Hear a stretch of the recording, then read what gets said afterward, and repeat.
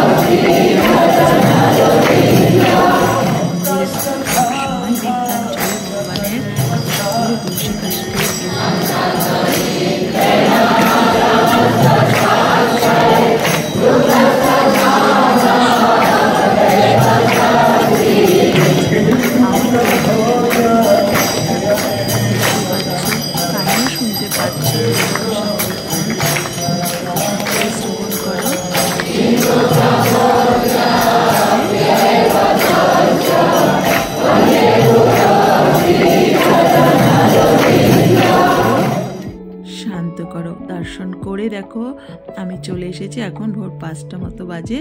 পুরো ইস্কনটা একটু পায়ে হেঁটে নিজে পায়ে হেঁটে দর্শন করব। পুরো জায়গাটা দেখতে দেখতে দেখো এই যে গৌরাঙ্গ কুঠিরের উল্টো দিকেই এসে দেখছি এটা হলো অন্নদান কমপ্লেক্স বন্ধুরা। এটার ভিডিও আমি আলাদাভাবে করেছি, ভেতরের ভিডিও। তো তখনই আমি দেখতে পেয়েছিলাম যে এখানে ফ্রি প্রসাদের কুপন দেওয়া হচ্ছে বন্ধুরা। আর এই দেখো এই রথটা দাঁড়িয়ে আছে, এটা চেপেই আমাদের ভগবান বেরোন। আর এইটা দেখো, এইটা যেন একটা নতুন ভিলেজ কটেজ করেছে। এখানে আমাদের ভক্তদের থাকতে দেওয়া হয়। তবে এখানকার মানে যেটা মানে ভাড়া হিসাবে যেটা নির্দিষ্ট করা হয়েছে সেটা 1500 টাকার মতো বন্ধুরা। তো আমি জানতে পেরেছি। আর দেখো পায়ে হেঁটে ভোরবেলা যখন পুরো মন্দিরটা মানে পুরো ইস্কনটা ঘুরছিলাম, এত চারিদিকে শান্ত পরিবেশ, সকলে নাম গুণাগুণ করছে, দেখো হাতে সকলের জপমালা।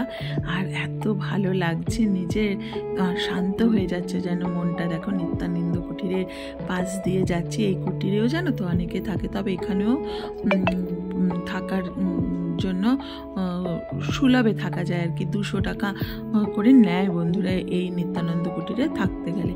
আর এই দেখো এখানে যাদের বিবাহ হয় বা কোনো অনুষ্ঠান হয় তখন এই দেখো এই জায়গাটায় সবার প্রবেশ নিষেধ, তো এই জায়গায় সম্পন্ন হয় বন্ধুরা।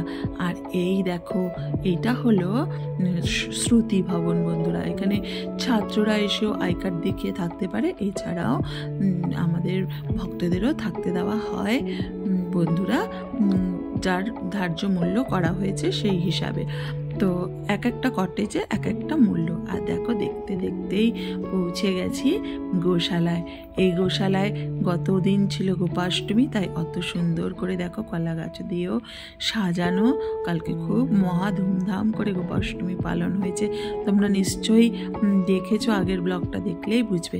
তো চলো গোমাতাদের জন্য একটু ফল নিয়ে গেছিলাম, একটু ভাতা নিয়ে গেছিলাম। তো একটু ভগবান একটু তাদেরকে আমি ভোজন করাচ্ছি আর কি।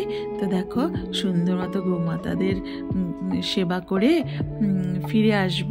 তো পুরো গোশালাটা ঘুরেও যেন মনটা না শান্ত হয়ে গেছে বন্ধুরা। মানে এই কথাগুলো না বারবার বলছি, হয়তো তোমাদের ভিডিওর মাধ্যমে তোমাদেরও কেমন লাগছে জানি না, কিন্তু বিশ্বাস করো আমার এই অনুভূতিটা না আমি ঠিক মুখের ভাষা দিয়ে না বোঝাতে পারছি না। তা দেখো এই গোমাতার শিং দুটো দেখো কত সুন্দর লাগছে। আর দেখতে দেখতে যখন ফিরে আসছিলাম দেখছি প্রভুজি না ফুল তুলছে। আর এই ফুলগুলো ভগবানের তো সাদা ফুল অতি প্রিয়, তো আমার গোপাল সোনার জন্য উনি আবার দিয়ে দিলেন যে তুমিও সেবা দেবে। তো দেখো এখান থেকে মন্দিরটা কত সুন্দর লাগছে। তো সামনেই দেখতে পেলাম একটা গামছাওয়ালা। তো দেখো এক গামছা নিয়ে নিলাম। তার এখানেও আমার সখীদের সঙ্গে একটু নাচ করছি। আর দেখো এইটা নিশ্চয়ই তোমরা শর্ট ভিডিওতে দেখেছো। তো এত ভালো লাগছিল ও ওদের সঙ্গে কথা বলে যেন দেখো পর যখন আপন হয়ে যায় জানো তো।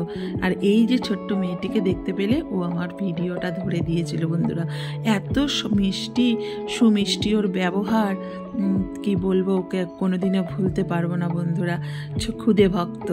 আর এখানে দেখো কত সুন্দর বিদেশিনীরা নাম গুণাগুণ করছে, যেন মেতে গেছে। দেখো এমনভাবে কৃষ্ণ নাম করছে যেন কোনো দিকে তাদের সাড়া নেই। আর এই দেখো ঠিক এই জায়গাটা গদা ভবনের সামনে দিয়ে, এটার ব্লগটা আমি আলাদা করব বন্ধুরা। একটা হলো গঙ্গা সাফারি, এই আমাদের ইস্কন মায়াপুর থেকে প্রভুজিরা নিয়ে যান বিকেলবেলা দুটো ট্রিপে ছাড়ে, একটা হলো 3টে আর একটা হলো 4টে, 3টে থেকে 4টে, 4টে থেকে 5টা, এই দুটো টাইম হলো গঙ্গা আরতির জন্য। দেখো আমি সকাল থেকেই অপেক্ষা করছিলাম, তো ফাইনালি প্রভুজিদের ওখান থেকে আমি টিকিট পেয়ে গেছি। আর এসে দেখছি আমার গোপাল সোনাদের সামনে আর একজন খুদে ভক্ত, দেখো তার ঢোলটা বাজাচ্ছে আর হরিনাম সংকীর্তন করছে, দেখেছো? আর দেখো মনে কোনো দ্বিধা নেই, গোপাল সোনাকে বলছে আমার ঢোলটা তুমি নিয়ে নাও প্রভু, নিয়ে নাও। কত ভালো লাগলো না এই কথাগুলি শুনে, কি বলবো তোমাদের। তো দেখো যেই টাইমটা দিয়েছিল প্রভুজিরা গঙ্গা আরতির সময় আমি এসে হাজিরও হয়ে গেছি।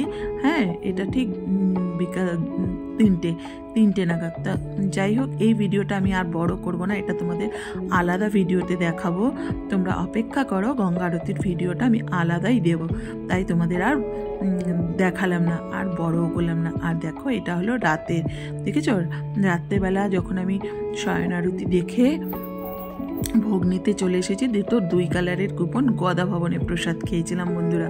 দুটো 2 কালারের কুপন, কারণ আমি যেহেতু বসে প্রসাদ খাবো তাই কুপনের প্রসাদ মূল্য ছিল 50 টাকা। আর যেহেতু মাঠটা আমি পার্সেল নিয়ে নেব, মা যেহেতু আজকে ভবনের ভিতরেই রয়েছে, মা আসতে পারবে না প্রসাদ খেতে, তাই মাঠটা ছিল অন্য কালারে। কত লাইন দেখেছো, সবাই লাইন দিয়ে দিয়ে মহাপ্রসাদ সেবা করতে যাচ্ছে আর কি, ভগবানের প্রসাদ তো। তাই লাইনটা না একদমই লাইন মনে হয় না বন্ধুরা, সুন্দরভাবে চলতে ফিরতে লাইনটা চলে যায়, কারণ ভেতরে না অনেকজন করে বসে, মানে 10,000-এরও বেশি মানুষ বসে একসঙ্গে প্রসাদ সেবা করতে পারবে বন্ধুরা। এই দেখো লাইন ধরে ধরে ধরে ধরে এগিয়ে চললাম, যেন নিমেষেই পথটা একদম শেষ হয়ে গেল। কেন জানো? এ তো ভগবানের মহিমা, ভগবানের প্রসাদের মহিমা বন্ধুরা। আমি প্রসাদ পেয়েও গেছি। দেখো গদা ভবনের প্রসাদ, যেহেতু রাতের প্রসাদ তাই রুটি 2খানা দেয় বন্ধুরা। অন্ন তুমি যত যাচাই করে তুমি চাইবে দেবে, ডাল 5 সবজি, আর দেখো এটা ছিল মটর পনির দিয়ে একটা সবজি, আর ছিল একটা করে রসগোল্লা বন্ধুরা, মিষ্টি প্রসাদ। আর এই দেখো কুপন, আমি প্রসাদ সেবার পরে আমি মায়ের প্রসাদটা নিতে এসেছি, যে পার্সেলটা আমি নিয়ে যাব, তো এই এনাদের কাছে দিয়ে দিলেই ওনারা দেখো এই যে নিয়ে নিল। আর পার্সেলটাও দেখো খুব সুন্দর করেই রেডি করা ছিল। এইটা হলো মায়ের প্রসাদ। আমি নিয়ে যেতে যেতে দেখো আরেকবার যেন ভগবানকে দর্শন করি। সমস্ত গেট বন্ধ হয়ে গেছে বন্ধুরা, আমার ভগবান শয়নে গেছে। আর আমার ভগবান একার নয়, তোমাদের সকলের। আর দেখো মন্দিরটা তাও যেন জল জল করছে। আর সকলে বলো রাধে রাধে। ডে 2 কেমন লাগলো অবশ্যই বলবে। আগামী ভিডিওর জন্য অপেক্ষা